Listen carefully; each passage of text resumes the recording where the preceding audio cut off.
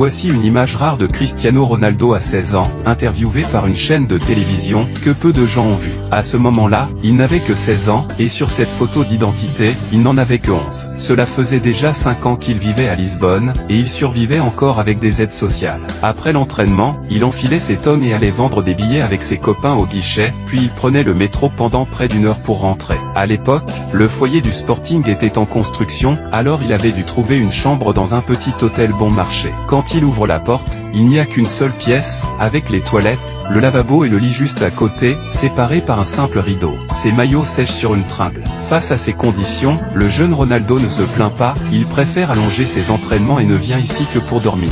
Heureusement, il ne devait pas tarder à déménager dans le foyer du club. Ronaldo emmène ensuite le journaliste chez son meilleur ami, et en voyant qu'il a acheté une console de jeu, il est très impressionné et lui demande tout de suite combien ça a coûté. À ce moment-là, il était encore à 6 ans de ses premiers gros contrats. S'il s'intéresse tant à cette console, c'est parce qu'il envoie chaque semaine 300 couronnes à sa mère, et qu'il ne lui reste plus grand-chose pour lui. Son seul loisir, c'est de regarder une vieille télévision. Il possède aussi un lecteur de cassettes audio. À 16 ans, Ronaldo adore la musique, comme on le verra plus tard dans certains de ses documentaires. Il joue alors en équipe réserve, mais il s'entraîne parfois avec les stars de l'équipe première. Voici ce qu'il en dit.